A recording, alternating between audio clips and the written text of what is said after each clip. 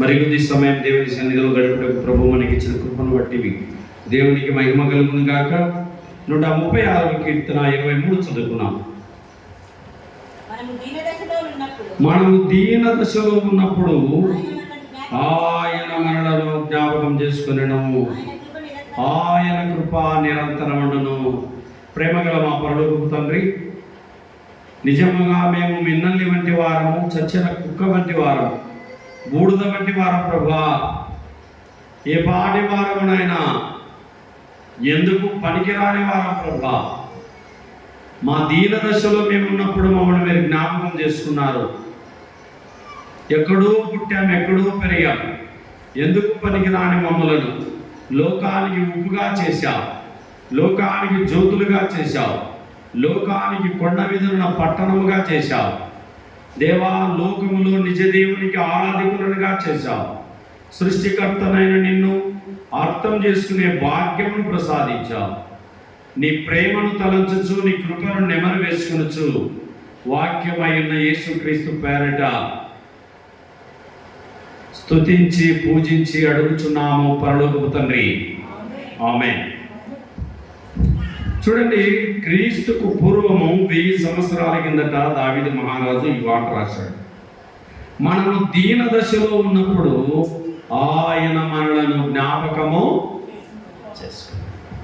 చేసుకున్నాడట దేవుడు.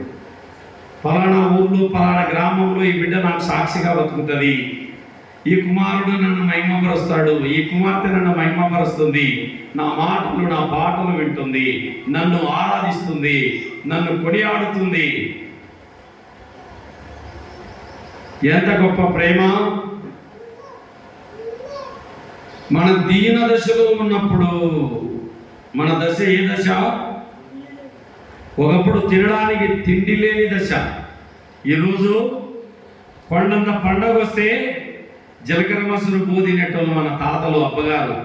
కొండంత పండగ వస్తే ఈరోజు ప్రతిరోజు జీలకర్ర మసులు తింటున్నాము. ఒకప్పుడు 2-3 జతల బట్టలు ఉండేటివి, ఈరోజు 30 జతల బట్టలు ఇచ్చినాడు. ఏ దండల మీద చూసినా, మంచాల మీద చూసినా, కుర్చీల మీద చూసినా, సోఫాల మీద చూసినా, బీరువాలవి బట్టలు గుళ్ళున్నవి. ఈరోజు లెక్కలేనంతగా దేవుడు మనకు మన దశనే మార్చినాడండి. యేసు ప్రభువును మోయిచున్న మనము ధన్యులమండి. యేసు ప్రభు మన దశ మార్చినాడు. ఆదికాండం 8వ అధ్యాయము 1వ వచనంలో దేవుడు నోవాహును అతనితో కూడా ఓడలో ఉన్న సమస్త జంతువులను, సమస్త పశువులను జ్ఞాపకము చేసుకొనెను. జలప్రలయంలో మానవుడు పాపాన్ని చేసి దేవునికి కోపాన్ని పుట్టించున్నాడు. మానవుడు ఏం చేస్తున్నాడు? పాపముతో ఆటలాడుకుంటున్నాడు. పాపముతో ఆటలాడకు, అది పాము వలె కాటు వేయును. పాము వలె కాటు అందుకుంటారు ఖచ్చితంగా. పాపం చేస్తే ఇప్పుడు పిల్ల కావాలంటే దాని మురికి కూడా నువ్వు తీయాలా. ఒక పిల్ల కావాలంటే ఏం చేయాలా?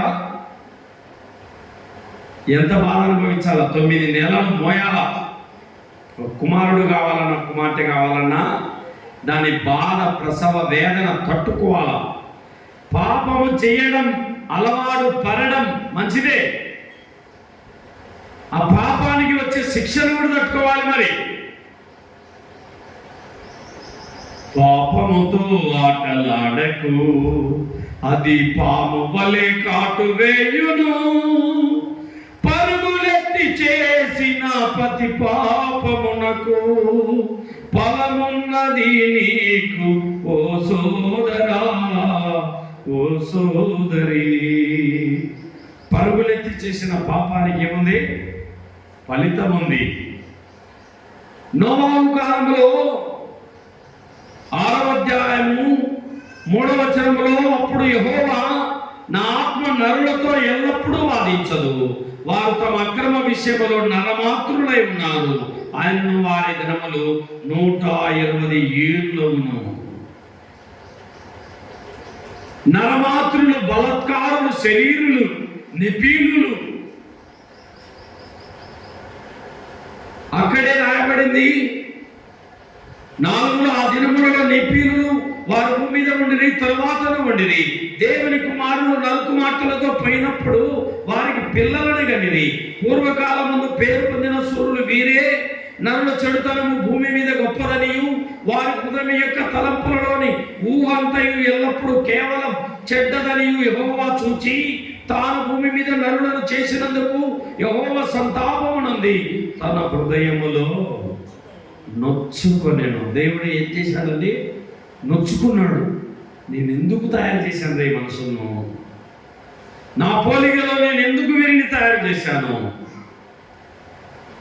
అందమైన రూపాన్ని ఇచ్చి, అందమైన శరీరాన్ని ఇస్తే బలత్కారులుగా, విచ్చలవిడిగా, ఇష్టానుసారంగా బ్రతుకున్నా దుఃఖాన్ని కలిగిస్తున్నారని వారిని జలప్రలయంతో ఏం చేశాడు? దేవుడు నాశనము చేశాడు. అయితే భూమి మీద చూడండి, 7వ అధ్యాయము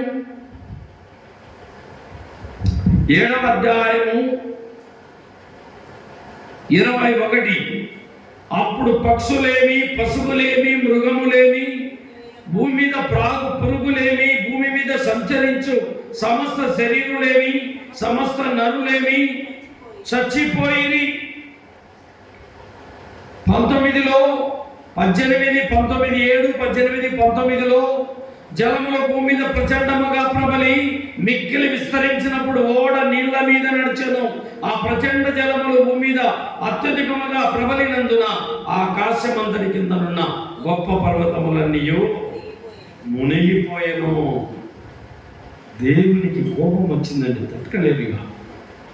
ఆయన కోపం నిమిషం మాత్రముండును, ఆయన కృప ఆయుష్కాలం అంతా నిలుచును. ఆ ఒక్క నిమిషం తట్టుకోవాలి కదా కోపాన్ని.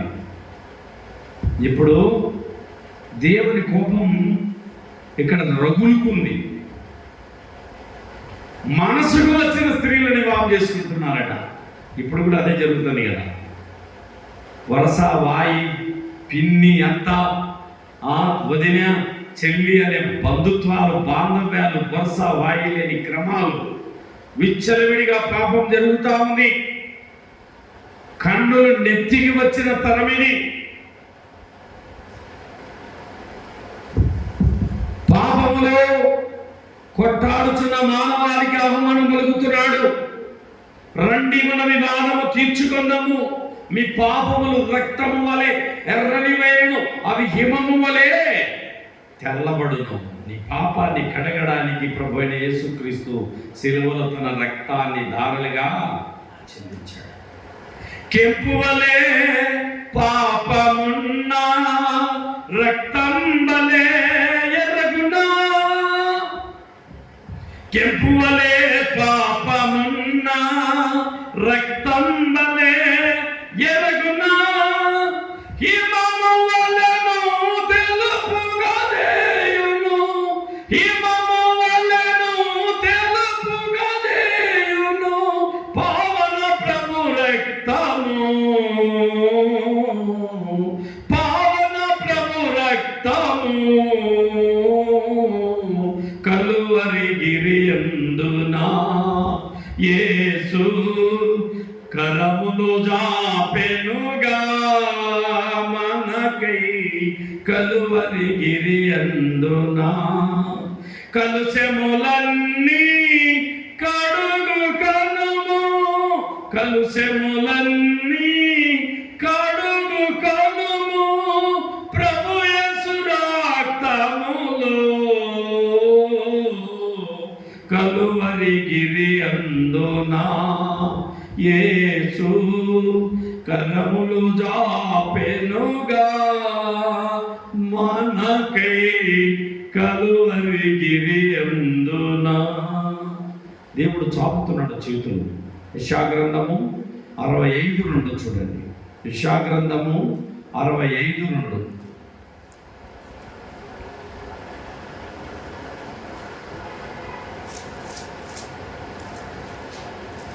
యెషయా-గ్రంథము 65:2. తమ ఆలోచనను అనుసరించి చెడు మార్గములను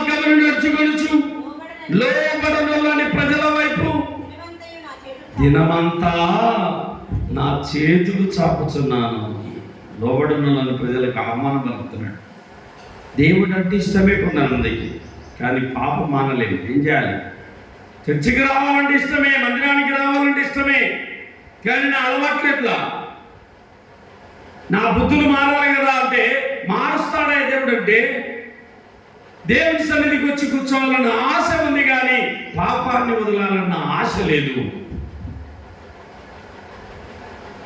సోదరి సోదరుడా, ఇక్కడ రాయబడింది, తమ ఆలోచన అనుసరించి చెడు మార్గమును నడుచుకోవచ్చు లోబడనొల్లని ప్రజల వైపు దినమంతా. కుమారుడా, కుమారి, ఇకనైనా నువ్వు నా వైపు చూడు. ఎంతకాలం పాపముతో మాట్లాడుకుంటావు? ఎంతకాలం దేవునికి ఆయాసాన్ని కలిగిస్తావు? నీ పాపము నిన్ను పట్టుకుంటుంది, నీ పాపము నిన్ను పాతాళానికి పంపిస్తుంది, నీ అలవాటు నిన్ను అగ్నిగుండానికి తోసివేస్తుంది. కనుక నీవు దేవుని సన్నిధిలో నీ పాపాన్ని ఏం చేసుకోవాలి? ఒప్పుకో.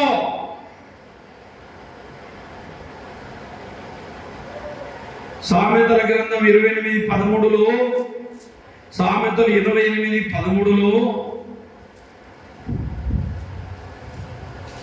సామెతలు 28:13లో తన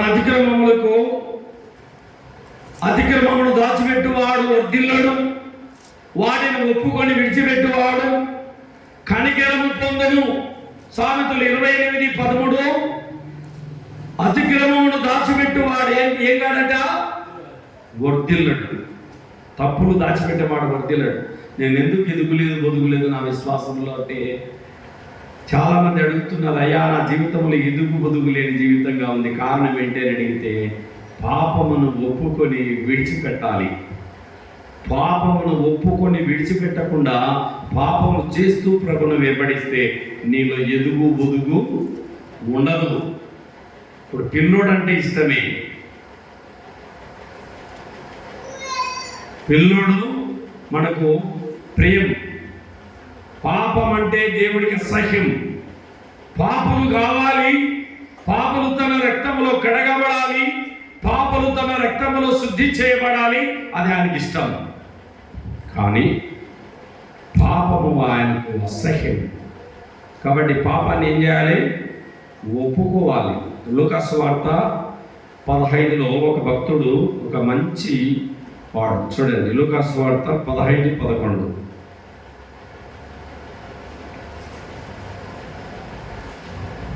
లూకాసు వార్త 15:11లో, మరియు ఆయన ఇట్లనెను, ఒక మనుషునికి 2 కుమారులు ఉండిరి. వారిలో చిన్నవాడు తండ్రి, ఆస్తిలో నాకు వచ్చు భాగమిమ్మని తన తండ్రిని అడగగా అతడు వారికి తన ఆస్తిని పంచిపెట్టెను. ఇక్కడ 2 కుమారులు ఉన్నారు తండ్రికి. ఎంతమంది కుమారులు ఉన్నారమ్మా? 2. ఆస్తి కావాలని అడిగింది ఎవరు? చిన్న కుమారుడు. నా ఆస్తి నాకు ఇచ్చేయి, నా వాట నాకు ఇచ్చేయి. ఏం చేసుకుంటావు నాయన అంటే చెప్పడు దాని వల్ల. నీకేం తక్కువనైనా తిండి ఉంది, బట్ట ఇచ్చాము, బండి కొనిపించాము, మెడలో పులిగొలుసు కొనిపించినాము, చేతికి ఉంగరం కొనిపించినాము, వాచ్ కొనిపించినాము, టీషర్ట్లు కొనిపించినాము, తింటున్నావు, బాగుంటున్నావు కదంటే అదంతా నాకు కుదరదు. నా ఆస్తి నాకు, నా వాటా నాకు తెలుసు. తండ్రిని అడుగుతున్నారు, చిన్న కుమారుడు అడుగుతున్నాడు. కొన్ని దినములైన తర్వాత ఆ చిన్న కుమారుడు సమస్తమును కూర్చుకొని దూరదేశమునకు ప్రయాణమై పోయి అచ్చట తన ఆస్తిని దుర్వ్యాపారము వలన పాడు చేసింది. ఏం చేసినాడు? తీసుకున్న బంగారు, వెండి, డబ్బు మొత్తం పాడు చేసుకున్నాడు. తాగడం, తాపడం, తినడం, తినిపేయడం, ఇచ్చలవిడి. సామెతలు 18:1లో, వేరుండగోరువాడు స్వేచ్ఛానుసారముగా నడుచువాడు కుటుంబంతో కలిసి ఉండకుండా వీడు వేరైపోవాలనుకుంటున్నాడు. ఏం కావాలనుకుంటున్నాడు? ఇప్పుడు చిన్నాన్న గారు, పెదనాన్న గారు, నాయన గారు, అమ్మగారు, మామగారు, అత్తగారు దగ్గర అందరు బంధువులు అంతా ఉంటారు. అని ఏరా నువ్వు తాగి పడిపోతున్నావు అని అరుచా ఈడుంటే మా చిన్నాయనలు, మా పెదనాయనలు, మా యొక్క మామగారు, అత్తగారు ఈడ నాకు పెద్ద పొటుకు. ఏమనుకుంటున్నాడు? వీళ్ళంతా పెద్ద పొటుకు, వీళ్ళంతా అవసరం లే, నా వాటా నేను తీసుకోవాలా, విచ్చలవిడిగా బ్రతకాల, స్వేచ్ఛగా బ్రతకాలి, వేశ్యలతో తిరగాలి, తాగి పడిపోవాలి, గుట్కా, రాజా, పాన్ పరాగ్, సఫారీ, ఇంక ఏవైతే ఉన్నాయో అన్ని అలవాట్లు చేసేసుకోవాలి, ఏం తినాలో తినాలి, ఏం కట్టాలో కట్టాలి, స్వేచ్ఛగా బ్రతకాలనుకున్నాడు. ఆస్తి అంతా తీసుకుని ముళ్ళ కట్టుకున్నాడు. 20 ఎకరాల భూమి పంచితే ఎకర 10 లక్షల రూపాయలు పోతే దాన్ని 5 లక్షలకి ఇస్తారని బేరం పెట్టినాడు. వీడు కష్టపడి సంపాదించింది అయితే కదా, కష్టపడి సంపాదిస్తే ఆ వస్తువు విలువ తెలుస్తుంది.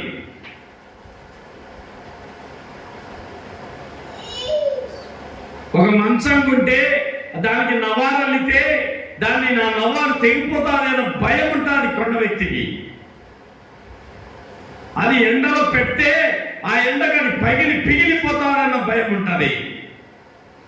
ఒక కుర్చీ ఎండలో పెడితే ఆ కుర్చీగా ఎండ పడి ఆ ఎండలో ఆ కుర్చీ పగిలిపోతానన్న భయం ఉంటుంది. వస్తువు కొన్న వ్యక్తికి ఏముంటుంది? దాని విలువ తెలిసి ఉంటుంది. ఈ చిన్న కుమారుడు ఏనాడు కూడా వస్తువుల విలువ ఎరగడనమాట. దూర దేశానికి వెళ్ళిపోయినాడు. ఇక ఆస్తినంతా గుర్చుకున్నాడు. 20 ఎకరాలకు ₹1 కోటి వచ్చింది. ఆ కోటి బంగారు, ఈ డబ్బు మొత్తం ముల్లె కట్టుకున్నాడు. సుదూర ప్రాంతానికి వెళ్ళిపోయినాడు. స్వేచ్ఛగా బ్రతకాలనుకున్నాడు. దుర్యాపార్యం వలన ఆస్తిని పాడు అదంతా ఖర్చు చేసిన తర్వాత ఆ దేశం ముందు గొప్ప కరువు రాగా వాడి ఇబ్బంది డబ్బు అయిపోయింది, బంగారు అయిపోయింది, వెండి అయిపోయింది, మీ దగ్గర ఏమీ లేదు. ఇప్పుడు ఇబ్బందులు పడుతున్నాడు. ఏం పడుతున్నాడు చెప్పండి అన్నా? ఏం పడుతున్నాడు? ఇబ్బంది. బెల్లం ఉంటే కదా ఈగలు వచ్చాయి. మీ దగ్గర డబ్బు ఉన్నప్పుడు వాళ్ళు వీళ్ళు అందరు ఎదురైనారు. అన్న అదన్నా ఇదన్నా అని చెప్పి వెనకమ్మడి తిరిగినారు. వీళ్ళ దగ్గర డబ్బు అయిపోయిందన్న వార్త తెలియగానే చిన్నగా జారుకొని పోతున్నారు. స్నేహితులు అందరూ కూడా ఎడమైపోయినారు. వాళ్ళతో ₹1,000 తీసుకున్నారు. కనీసం ₹100 ఇవ్వడానికి కూడా సిద్ధంగా లేదు. తన ఆశయంలో దుర్యాపారం పాడు చేసుకున్నాడు. ఇబ్బంది పడుతున్నాడు. ధనము నీకుంటే అందరూ వస్తారు, దరిద్రుడవైతే దరికెవ్వరు రారు. ధనము నీకుంటే అందరూ వస్తారు, దరిద్రుడవైతే దరికెవ్వరు రారు. ఎవరిని నమ్మినా ఫలితము లేదురా, ఎవరిని నమ్మినా ఫలితము లేదురా. యేసును నమ్మితే మోక్షముందిరా, యేసును నమ్మితే మోక్షముందిరా. ఎవరికి ఎవరు ఈ లోకములో చివరికి యేసే పరలోకములో. ఎవరికి ఎవరండి? ఇప్పుడు నీ దగ్గర డబ్బు లేదు, బంగారం లేదు, వెండి లేదు, సరైన బట్టలు లేవు, మొత్తం ఎవరి కొద్ది వాళ్ళు ఎత్తుకుపోయినారు. ఈ టీషర్ట్ నాకు బాగుంటుందిలే, ఈ షర్టు నాకు బాగుంటుందిలే అని చెప్పి అడిగిన వాళ్ళకల్లా దానం చేసినాడు. మనోడు కష్టపడి చెమట ఖర్చిన డబ్బు కాదు కదా, వాళ్ళ నాన్న సంపాదించిన డబ్బు కాబట్టి దాని మీద ఈ వ్యక్తికి ఏం లేదు బాధ్యత. మొత్తం పాడు చేసుకున్నాడు. ఇబ్బంది పడసాగి ఒకటి చెంత చేరినాడు. అతడు పందులను మేపుడుకు తన పొలములోనికి వారిని దేనికి పంపినాడు? ఇప్పుడు విన్ని పందులు కాయడానికి దొరికింది పనిగా. ఎవడే కానీ పని దొరకలేదండి, ఏ పని ఇవ్వలే వీనికి. లాస్ట్కు పందులు కాయడానికి ఒప్పుకున్నాడు. ఇంటికి పోయేదానికి ధైర్యం లేదు. ఎందుకంటే తండ్రిని ఎదిరించినాడు, చిన్నన్న గారిని ఎదిరించినాడు, మేనమావ గారిని ఎదిరించినాడు, పెదనాన్నగారిని ఎదిరించినాడు, బంధువులందరినీ ఎదిరించినాడు. అందరినీ వదిలేసి ఎదిరించి ఆస్తిల్లా బాగా పాడు చేసుకున్నాడు. ఇంటికి వెళ్ళే ధైర్యమో లేక లాస్ట్కు పందులు గాయడానికి ఒప్పుకున్నాడు. ఇప్పుడు చూడండి, వీడు 1 ఆస్తిని కోల్పోయినాడు, 2 శక్తిని కోల్పోయినాడు, 3 ఆరోగ్యాన్ని కోల్పోయినాడు. ఆరోగ్యం ఉంటుందా? వేశ్యలతో స్నేహం చేస్తే అవి బొబ్బలు పెట్టున్నది. ఒక్కరితో కాదు కదా వేశ్యలు, ఎంతమందితో తిరుగుతుంటారో, ఎవరికి ఏ రోగం ఉంటుందో విచ్చలవిడిగా తిరిగారు, ఇష్టానుసారంగా తిరిగాడు.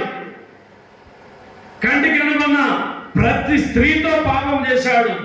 స్వేచ్ఛగా బ్రతుకుదామని వెళ్ళిపోయి ఆరోగ్యాన్ని పోగొట్టుకున్నాడు, ఆస్తిని పోగొట్టుకున్నాడు, శక్తిని కూడా కోల్పోయినాడు. నిరుత్సాహంతో లాస్ట్కు పందులు పొట్టు తినడానికి వెళ్తున్నాడు.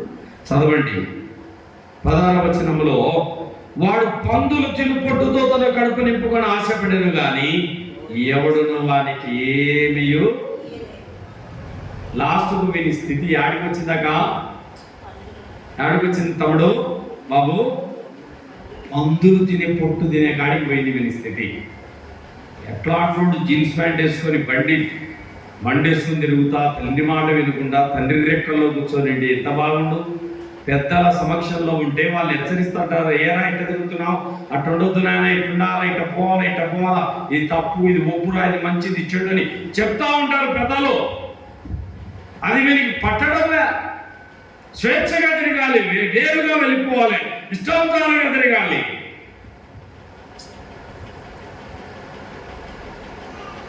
ఆస్తిని, ఆరోగ్యాన్ని, శక్తిని, బలాన్ని కోల్పోయి నిస్సహాయుడై పందులు పొట్టుతో తిందామనుకున్నప్పుడు ఒక పంది, పెద్ద పంది, మాకే తిండి లేకునంటే వీడొక పంది అని మొట్టతో కొడితే, ఆ మొట్టతో కొట్టినప్పుడు ఆ పంది దెబ్బ తిన్నాడు వీడు. అప్పుడు వీడికి బుద్ధి వచ్చింది. ఏమొచ్చింది? ఏరాను ఎట్లాంటి బతుకుతాన్యా, ఈరోజు నా పరిస్థితి ఏంది, ఎట్లాంటి జీవితం ఉండేది నాకు. మా నాన్న దగ్గర 3 ఏళ్ళకు 3 ఉంగరాలు పెట్టుకొని, మెడలో పురుగులు చేసుకొని, లగ్జరీగా బైక్ తీసుకొని బాగా తిరుగుతా, సంతోషంగా కోరిన తిండి తింటా, తండ్రి మాట వింటంటే ఎట్లోంటిని వీడికి వచ్చిన ఆస్తి పోగొట్టుకొని, ఆరోగ్యాన్ని పోగొట్టుకొని, ఇంకా శక్తిని, బలాన్ని పోగొట్టుకొని రిక్త హస్తాలతో మిగిలిపోయినాడు. ఇప్పుడు ఒట్టి చేతులతో ఉన్న వ్యక్తి విలువ ఉంటుందా మార్కెట్లో? చెప్పండి అమ్మా. ఏమీ లేదు, ఒట్టి చేతులతో ఉన్నాడు, విలువ ఉంటుందా? విలువ 10 రూపాయలు కూడా ఇవ్వదు జనాలు. ఇక ఏం చూసి వాళ్ళని నమ్మి, ఎవరిని నమ్మి ఎవరు 1 రూపాయి కూడా ఈ అబ్బాయికి ఎవరు ఇవ్వలేదు. అయితే ఎవడను వానికి ఏమి ఇయ్యలేదు. అయితే బుద్ధి వచ్చినప్పుడు వాడు, నా తండ్రి యొద్ద ఎంతో మంది కూలివాడు కన్నము సమృద్ధిగా ఉన్నది, నేనైతే ఇక్కడ ఆకలికి చచ్చిపోతున్నాను. ఆకలికి ఏమవుతున్నాడట? ఏమని దేవుడు ఏంటి కాట్ చేసి పెట్టినాడు ఇక్కడ వాక్యాన్ని? చెరుకుమాడు ఏమనుకుంటున్నాడట? నా తండ్రి యొద్ద ఎంతో మంది కూలీలు తింటున్నారు, నేనైతే పందుల పట్టు కూడా తినడానికి నన్ను ఒప్పుకోవడం లే, ఈ పందుల పట్టు తిందామంటే కూడా నన్ను పందుల దగ్గరికి రానివ్వడం లే. నా పరిస్థితి ఏంది? నా తండ్రి దగ్గరికి వెళ్దామంటే ఆస్ట్రేలియా పాడు చేసిన నా తండ్రి దగ్గరికి వెళ్ళేదానికి నా మనసు లేదు. అయ్యో నేను ఏం చేయాలి అని అనుకున్న టైంలో వానికి బుద్ధి వచ్చింది. తండ్రి దగ్గర ఎంతో మంది అన్నం తింటున్నారు, కనీసం కూలి వారిలో ఉన్న ఒక్కరిగానైనా నాకు అన్నం దొరుకుతుంది కదా, నేను ఈ బతికేదానికంటే, ఈ పందులు కాసేదానికంటే నా తండ్రి దగ్గరికి వెళ్ళి కూలి వారిలో ఒకరిగా చేరుకొని అన్నమైన తిని పానాన్ని మిగిల్చుకుంటానని వాడు తిరిగి తండ్రి ఇంటికి బయలుదేరినాడు. నేను లేచి నా తండ్రి యొద్దకు వెళ్ళి, తండ్రి, నేను పరలోకమునకు విరోధముగాను నీ ఎదుట పాపము చేసింది, ఇక మీదట నీ కుమారుడనని అనిపించుకున్నకు యోగ్యుడను కాను, నన్ను నీ కూలివారిలో ఒకరిగా పెట్టుకొనమని అతనితో చెప్పుదును అనుకొని లేచి తండ్రి యొద్దకు. ఎంత గొప్ప మాట! బుద్ధి వచ్చింది. తడిస్తే గుడిసె కప్పుతారు, తడిస్తే గుడిసె కప్పుతారు. వీడు తడిసినాడు బాగా, గాడేటు సెంపేడు తగిలింది. బయట అన్నం దొరకదు, ఇంక అప్పులు దొరకవు. వీళ్ళు ఏం చూసి ఇస్తారు? ముక్కు తెలుదు ముఖం తెలుదు దూరదేశం. ఉన్నదంతా ఊడగొట్టుకున్నాడు, ఒట్టి జనంలో మిగిలిపోయినాడు. ఒంటిలో ఉన్న ఆరోగ్యం పోయింది, బలం పోయింది, శక్తి పోయింది, ఇంకా ఆస్తి పోగొట్టుకున్నాడు. తన ఆస్తి వాటా మొత్తం పోగొట్టినాడు. ఏ ముఖం పెట్టుకుని ఇంటికి వెళ్తాడు? అయినా కూలివారులో ఒక్కరిగానన్నా నాకు అవకాశం ఉంటుంది కదా, కూలి మనుషుల్లో ఒక కూలి మనిషిగానన్నా నేను వెళ్ళి మా నాన్న దగ్గర పని చేస్తానని వెళ్ళాడు. వాడింకా దూరముగా ఉన్నప్పుడు తండ్రి వారిని చూచి కనికరపడి పరిగెత్తి వాని మెడ మీద పడి ముద్దు పెట్టుకొనెను. ఇది తండ్రి ప్రేమ. వాడు పందుల వాసన వస్తుంది మన దగ్గర. చింపిరి గడ్డం, చింపిరి నెత్తి, గోర్లు పెరిగినాయి, పండ్లు తోమలేదు, దుర్వాసన వస్తాన్ని, చిరిగిన బట్టలు, పందుల వాసన. పరలోకపు తండ్రి ఆ మేడ మీద నుండి భూలోకములో తిరిగి వస్తున్న ఈ తప్పిపోయిన కుమారుని చూసి మేడ మీద నుండి మెడ మీద పన్నాడు. పరలోకపు తండ్రి కూడా నువ్వు ఏ స్థితిలో పడి ఉన్నా నీ స్థితి ఏదైనా మార్చి కడిగి తన సొత్తుగా చేసుకోవడానికి ఆయన సిద్ధమే. తండ్రి కుమారుని నడక చూసినాడు. అరే వీడు చిన్నోళ్ళలాగా ఉన్నాడే, తెలుసా లేదా? చిన్నోడిని నడక ఎట్లుంటుంది? మా చిన్నోడిని నడక నాకు తెలుసు, మా పెద్దోడిని నడక నాకు తెలుసు. వీడు నా పెద్ద కొడుకు, కానీ వాట కూర్చొని వాని నడక, వాని మాటలు, వాని కర్లింగ్, వాని హెయిర్స్. మా చిన్నోడికి మామూలు ఎంట్రుకలు, మా పెద్దోనికి కర్లింగ్ హెయిర్స్, రింగుల ఎంట్రుకలు. వీడు వేరు వాడు వేరు, ఇద్దరికి వారి నడకలు, వాళ్ళకి ఆలోచనలు మనకు తెలుసు కదా. చిన్న కుమారుని నడక, అరే వీడు తప్పు వచ్చినట్టున్నారు నాయన, తప్పు తెలుసుకొని వచ్చినట్టున్నాడు, మొత్తం అంతా ఓడగొట్టుకొని వచ్చినట్టున్నాడు, సరిపోతే పోయింది, పిల్లోడన్న తిరిగి వచ్చినాడు అని ఆలోచించమన్నాడు. మేడ మీద నుంచి మెడ మీద అన్నాడండి. ఎంత ప్రేమ అండి! ఆయన మెడ మీద పడి ముందు పెట్టుకుంటున్నాడు. మన దగ్గర ఏ వాసన ఉంది? దుర్వాసన, పందుల వాసన, చింపిరి గడ్డం, కండలన్నీ కాటికి పోయినాయి. ఏం పోయినాయి? కండలు ఆడిపోయినాయి, కాటికి పోయినాయి. వేసలతో స్నేహం చేసే కండలు ఆడిపోతాయి. వేసలతో స్నేహం చేశాక కాటికి పోయినాయి. ఎంతమంది భూములు పోగొట్టుకున్నారు, ఇల్లు పోగొట్టుకున్నారు, వేసలతో స్నేహం చేసి ఆస్తులు పోగొట్టుకున్నారు. వీటి పరిస్థితి కూడా అంతే.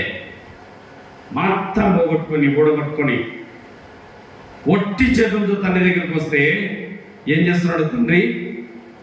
అప్పుడు ఆ కుమారుడు అతనితో, తండ్రి నేను పరలోకమునకు విరోధముగాను ఎదుట పాపము చేసేది, నీకు మీదట నీ కుమారుడని నేను అనిపించుకొనుటకు యోగ్యుడను గాను. అయ్యా నాకు అర్హత లేదు నైనా నేను నీ కుమారునిగా ఉండడానికి.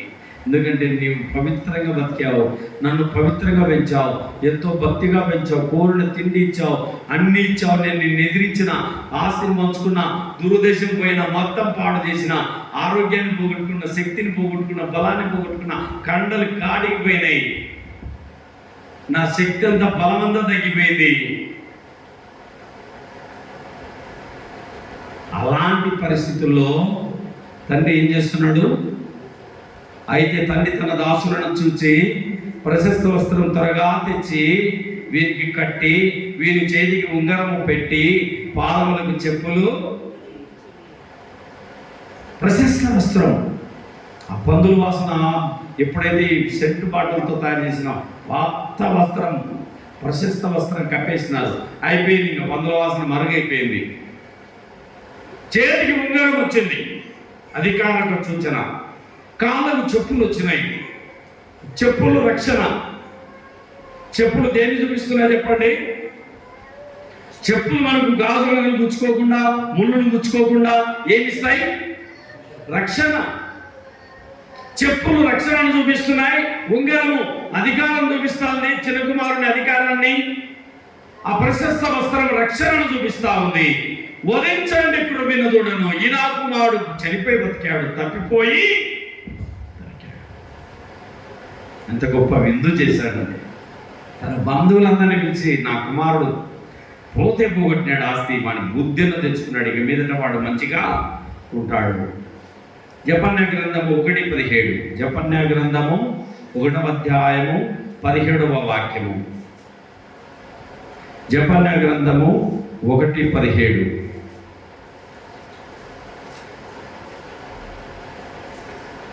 జనులు యెహోవా దృష్టికి పాపము చేసిరి గనుక నేను వారి మీదకి ఉపద్రవము రప్పింపబోచున్నాను.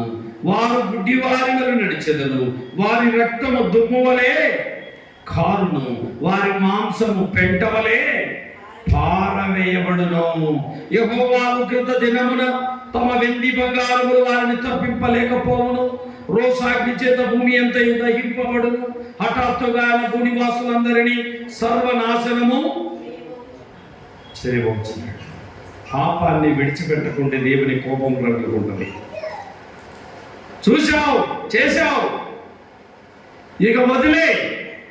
నీ పాపము నిన్ను పాతాళానికి తీసుకెళ్ళకముందే, నీ పాపము నిన్ను అగ్నిగుండానికి పట్టుకెళ్ళకముందే, ఏ క్షణాన్ని ఈ లోకాన్ని విడుస్తావో తెలియదు.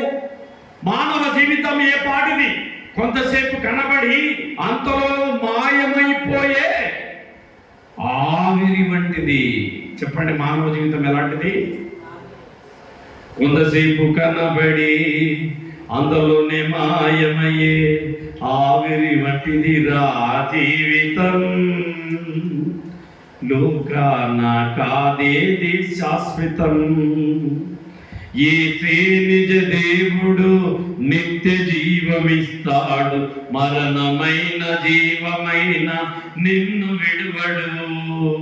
యేసే నిజ దేవుడు నిత్య జీవమిస్తాడు, మరణమైన జీవమైన నిన్ను విడువడు. కొంతసేపు కనబడి అంతలోనే మాయమయ్యే ఆవిరి వంటిది రా జీవితం. లోకాన కాదేది శాశ్వతం. ఎదురవుతారెందరూ ఈ పయనములో, నిలిచేది కొందరే నీ అక్కరలో. ఎదురవుతారెందరూ ఈ పయనములో, నిలిచేది కొందరే నీ అక్కరలో. ఈ రోజే దేవుడు నీ ప్రాణమడిగితే, ఈ రోజే దేవుడు నీ ప్రాణమడిగితే, నీకున్నవి ఎవరివో తెలుసా? కొంతసేపు కనబడి అంతలోనే మాయమయ్యే ఆవిరి వంటిది రా జీవితం. లోకాన కాదేది శాశ్వతం. లోకాన కాదేది శాశ్వతం. కొంతసేపు కనబడి ఏమైపోతాం? అంతలో మాయం. రాజశేఖర రెడ్డి ఏమన్నాడు? రాష్ట్రములు కొట్టము లేకుండా చేస్తానన్నాడు. ఏమన్నాడండి? రాష్ట్రములు కొట్టము లేకుండా చేస్తానన్నాడు. వెళ్ళిపోయినాడు. ప్రధానమంత్రి అవుతానన్నాడు ఎన్టీ రామారావు గారు. మరణము పిలిచినప్పుడు నేను రాను అని చెప్పడానికి ఎవరికి వీలు? మరణం తలుపు తడితే, నువ్వు ఎంతటి వాడివైనా, నువ్వు గరుడవైనా, సామాన్యుడవైనా, మరణమని ఇంటి తలుపు తడితే నేను రాను అని చెప్పడానికి వీలే. వెళ్ళే లోపు నిన్ను నీవు చక్కబెట్టుకో, నీ హృదయాన్ని నీవు చక్కబెట్టుకో. ఈ జీవితం అశాశ్వతమని గుర్తుపెట్టుకో. కనుక మనం గమనిస్తే ఏమంటున్నాడు దేవుడు? సరి చేసుకో. తప్పిపోయిన కుమారుడు తన బుద్ధిని మార్చుకున్నాడు, తన స్థితిని మార్చుకున్నాడు, తన ఇంటికి తిరిగి వచ్చాడు. కనుక దేవుని మహిమ పరుద్దాం, సరి చేసుకోవాలి. తప్పిదములు దాచువాడు వర్ధిల్లడు. చెప్పండి, తప్పిదములు దాచువాడు వర్ధిల్లుడు. తప్పిదములు దాచువాడు వర్ధిల్లడు, ఒప్పుకొని విడిచిపెట్టు సోదరా.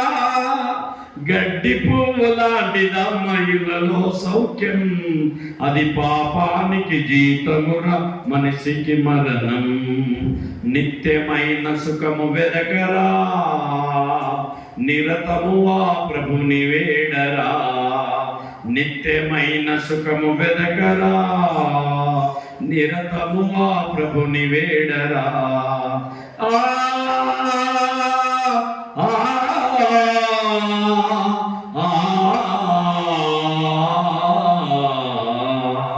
మూడు నాళ్ళ ముచ్చట కోసం ఈ మనిషి పడే తపన చూడరా. ఎన్ని నాళ్ళ ముచ్చట? ఎన్ని నాళ్ళనా? బాల్యం, యవనం, మధ్య వయసు, వృద్ధాప్యం. బాల్యం చిగురు, యవనం పొగరు, మధ్య వయసు వగరు, వృద్ధాప్యం సుగరు. ఎన్ని దశలు? 4 దశలు మానవ జీవితం. బాల్యం చిగురు, పిల్లలు నెత్తిన మట్టి పోసుకుంటా ఉంటారు. అదే చిగురు ఇస్తుంటే వాళ్ళ ఆలోచనలు కొత్తగా సబ్బు నీళ్ళలో వేస్తారు. అది నాని నాని నాని అట్లే కరిగిపోతుంది. ప్రతిది కింద పోయాలా, బాల్యం చిగురిస్తూ ఉంటాయి వాళ్ళ ఆలోచనలు. యవనం, బాల్యం పోతాను ఏమొస్తుంది? యవనం. ఈ యవనం పొగరు, వినరు మాటలు, చెప్పిన పని చెయ్యరు. అరే 60 పోరానైనా స్పీడ్ అంటే పోతారా? 60 కాదు 80 పోతా ఉంటారు, 100 పోతా ఉంటారు. యవనం, పొగరు, మధ్య వయస్సు. పెళ్లి చేసుకున్న తర్వాత మధ్య వయసు వస్తుంది. ఆ మధ్య వయసు ఎట్లుంటుంది? ఒగురు. ఈ పిల్ల కాన్పు చేయాలి, ఆ పిల్ల కాన్పు చేయాలి, మళ్ళీ కొడుకు కోడలు, మళ్ళీ వాళ్ళకు కోడల్ని మా పుట్టినికి పంపాల. ఎన్ని ఒగురు, మధ్య వయస్సు ఒగరు. వృద్ధాప్యమో షుగర్, కేజీలు ఉంటుంది శరీరంలో షుగరు. ఏమొచ్చింది అక్కడ అంటే షుగర్ వచ్చిందన్న. ప్రతి ఒక్కరికి 190 మందికి ఏమొచ్చింది ఇప్పుడు? షుగరు. ఇది దశలు 4. అందుకే మనం ఏం చేయాలా? తిండి తగ్గియాలా. ఒకప్పుడు పని చేసే వాళ్ళం, బాగా తినేవాళ్ళం. ఇప్పుడు అన్ని మిషన్లే పని చేస్తాయి. ఒకప్పుడు తినేవాడు యోగి, 2 పూట్లు తినేవాడు భోగి, 3 పూట్లు తినేవాడు రోగి. కాబట్టి తిండి తగ్గించుకొని మితంగా ఉన్నాం. తప్పిపోయిన కుమారుడు తిరిగి వచ్చినాడు. ఎందుకు వచ్చినాడు? బుద్ధి తెచ్చుకున్నాడు. ఏం తెచ్చుకున్నాడు చెప్పండి? బుద్ధి. తన జీవితం మార్చుకున్నాడు. ప్రియ సహోదరి సహోదరుడా, ఇంకా నువ్వు దేవునికి వ్యతిరేకంగా ఆయాసకరంగానే ఉంటే, దేవునికి ఆయాసకరమైన మార్గాలు నీలో ఉంటే వాటిని కడుక్కో, వాటిని ఒప్పుకు, విడిచిపెట్టు. యేసు ప్రభు రక్తములు శుద్ధి చేయబడు. ప్రభు తన మాటలు దీవించుగాక. ప్రభా, ఈ మాటలు దీవించుము. ఈ వాక్యం ద్వారా దేవా, మరి మా తండ్రి మాతో మీరు మాట్లాడము. వాక్యము నీది, ప్రజలు మీ వారు నీ సన్నిధిలో మాతో మాట్లాడినందుకు మీ కృతజ్ఞతలు. విత్తిన వాక్యాన్ని నీరు గట్టి ఫలింప చేయము. దుష్టుడు ఎత్తుకుని పోకుండా సహాయం చేయము. హృదయం అనే పలకల మీద వాటిని రాయము నాయన. తప్పిపోయిన కుమారుడు ఆస్తిని, ఆరోగ్యాన్ని, శక్తిని, బలాన్ని కోల్పోయినాడు. తిరిగి వచ్చి తల్లి చెంత చేరుకున్నాడు. దేవా, అలాగా నువ్వు కూడా పరలోకపు తండ్రివైన నీవు నీ పాపాలను ఒప్పుకొని నా సన్నిధిలో కడగబడి, శుద్ధి చేయబడి, నా బిడ్డగా మార్చబడి, నా రక్తములు కడగబడి, నా రాజ్యములు ప్రవేశించమని సెలవిస్తున్నావు. నీ పిలుపు అందుకొని నీ కృపలో మీరు ముందుకు సాడుకు కృపద ఇచ్చేయము. విత్తన వాక్యాన్ని నీరు గట్టి ఫలింపచేయము. వాక్యమైన యేసు ప్రభు నామమున స్తోత్రములు సమర్పించి వేడుకొంచున్నాము తండ్రి. ఆమేన్, ఆమేన్, ఆమేన్.